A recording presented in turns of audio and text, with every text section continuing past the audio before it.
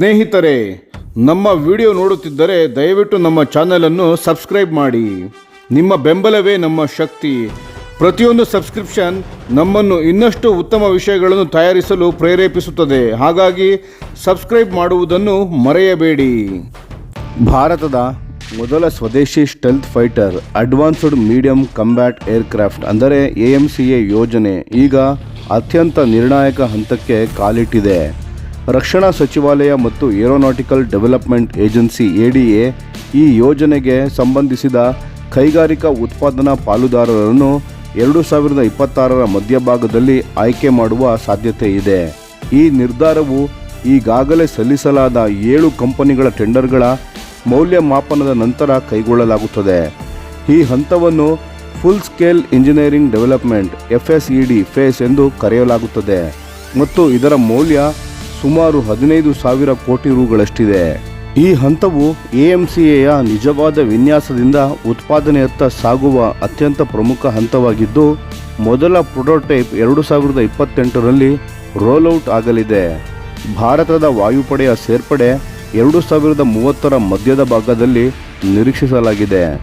2025ರ ಆರಂಭದಲ್ಲಿ ADA ಖಾಸಗಿ ವಲಯದ ಕಂಪನಿಗಳನ್ನು ಈ ಮಹತ್ವದ ಯೋಜನೆಗೆ ಆಹ್ವಾನಿಸಲು ಎಕ್ಸ್ಪ್ರೆಷನ್ ಆಫ್ ಇಂಟ್ರೆಸ್ಟ್ ಅನ್ನು ಬಿಡುಗಡೆ ಮಾಡಿತ್ತು.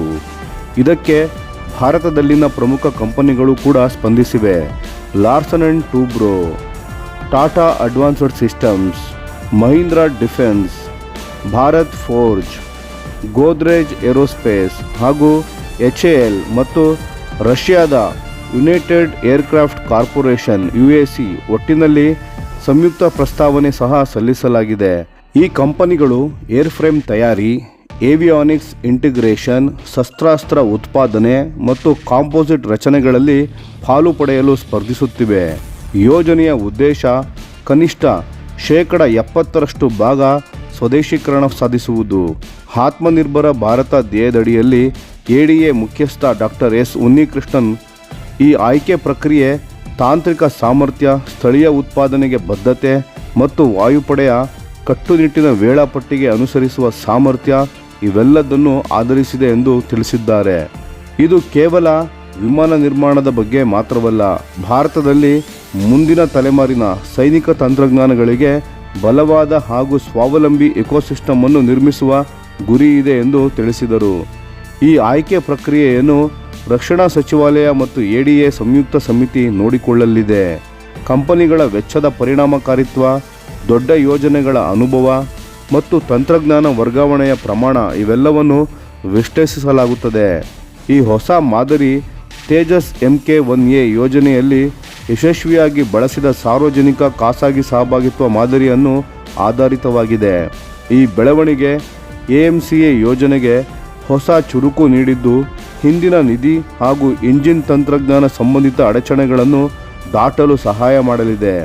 ಪ್ರಾಥಮಿಕ ವಿನ್ಯಾಸ ವಿಮರ್ಶೆಗಳು ಈಗ ಅಂತಿಮ ಹಂತದಲ್ಲಿದ್ದು, ಆಯ್ಕೆಯಾದ ಕಂಪನಿಗಳು 2026ರ ಮಧ್ಯಭಾಗದಲ್ಲೇ ತಮ್ಮ ಅಭಿವೃದ್ಧಿ ಪ್ಯಾಕೇಜುಗಳ ಮೇಲೆ ಕೆಲಸ ಪ್ರಾರಂಭಿಸಲಿವೆ. ಮೊದಲ ಪ್ರೋಟೋಟೈಪ್ಗೆ ಅಮೆರಿಕಾದ GE F414 ಇಂಜಿನ್ಗಳು ಮತ್ತು LRD ಅಭಿವೃದ್ಧಿಪಡಿಸಿದ ಗ್ಯಾಲಿಯಂ ನೈಟ್ರೈಡ್ ಆಧಾರಿತ AESA ಉತ್ತಮ್ ರಡಾರ್ಗಳು ಅಳವಡಿಸಲಿವೆ. ಮೊದಲ ಏರ್ಫ್ರೇಮ್ HALನ ನಾಸಿಕ್ ಘಟಕದಲ್ಲಿ ತಯಾರಿಸಲಾಗುತ್ತದೆ. ಇದು ಮಾಡ್ಯುಲರ್ ವಿನ್ಯಾಸದ ಆಧಾರಿತವಾಗಿದ್ದು, ಮುಂದಿನ ಅಪ್ಗ್ರೇಡ್ಗಳನ್ನು ಸುಲಭವಾಗಿ ಮಾಡಿಕೊಳ್ಳಲು ಅನುಕೂಲಕರವಾಗುತ್ತದೆ. ಮೊದಲ ಪ್ರಯೋಗಾತ್ಮಕ ಹಾರಾಟವನ್ನು 2028ರ ಅಂತ್ಯದಲ್ಲಿ ನಡೆಸುವ ಯೋಜನೆ ಹಾಕಿಕೊಳ್ಳಲಾಗಿದೆ. ಆದರೆ ಇದರಲ್ಲಿ ಅನೇಕ ಸವಾಲುಗಳು ಕೂಡ ಉಳಿದಿವೆ. ವಿಶೇಷವಾಗಿ ವಿದೇಶಿ ಸ್ಟೆಲ್ತ್ ಕೋಟಿಂಗ್ಗಳು ಸೇರಿದಂತೆ ಹೊರಗಿನ ತಂತ್ರಜ್ಞಾನಗಳನ್ನು ಅಳವಡಿಸುವಾಗ ಭಾರತದ ಸ್ವಂತ ಬೌದ್ಧಿಕ ಹಕ್ಕುಗಳನ್ನು ರಕ್ಷಿಸುವುದು ಪ್ರಮುಖ ಕೆಲಸವಾಗಲಿದೆ. ಇದಲ್ಲದೆ ರಡಾರ್ಗಳಿಗೆ ಬೇಕಾದ ಗ್ಯಾಲಿಯಂ ನೈಟ್ರೈಡ್ ಮಾಡ್ಯೂಲ್ಗಳಂತಹ ಸುಧಾರಿತ ಸ್ಥಳೀಯ ಘಟಕಗಳ ಉತ್ಪಾದನಾ ಸಾಮರ್ಥ್ಯವನ್ನು ವಿಸ್ತರಿಸುವುದು ಯೋಜನೆಯ ದೀರ್ಘಕಾಲೀನ ಯಶಸ್ಸಿಗೆ ಅನಿವಾರ್ಯವಾಗಿದೆ.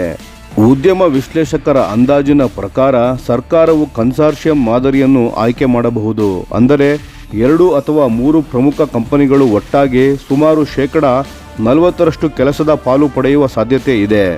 ಉಳಿದ ಭಾಗವನ್ನು MSME ಕಂಪನಿಗಳು ಆಫ್ಸೆಟ್ ಒಪ್ಪಂದಗಳ ಮೂಲಕ ಪೂರೈಸಲಿವೆ. ಈ ರೀತಿಯ ಸಹಕಾರ ಮಾದರಿ ಭಾರತವನ್ನು ನಿಜವಾದ ಅರ್ಥದಲ್ಲಿ 5ನೇ ಪೀಳಿಗೆಯ ಯುದ್ಧ ವಿಮಾನ ನಿರ್ಮಾಣ ರಾಷ್ಟ್ರಗಳ ಪೈಕಿ ಸೇರಿಸುವತ್ತ ದೊಡ್ಡ ಹೆಜ್ಜೆಯಾಗಿದೆ. ನಮ್ಮ ವಿಡಿಯೋಗೆ ಲೈಕ್ ಮಾಡಿ, ನಮ್ಮ ಚಾನಲ್ಗೆ ಸಬ್ಸ್ಕ್ರೈಬ್ ಮಾಡಿ, ಬೆಲ್ ಐಕಾನ್ ಒತ್ತಿ. ಯಾವ ಅಪ್ಡೇಟ್ಗೂ ಮಿಸ್ ಆಗಬೇಡಿ. ಡಿಫೆನ್ಸ್ ಸುದ್ದಿಗಳನ್ನು ತ್ವರಿತವಾಗಿ ಪಡೆಯಿರಿ.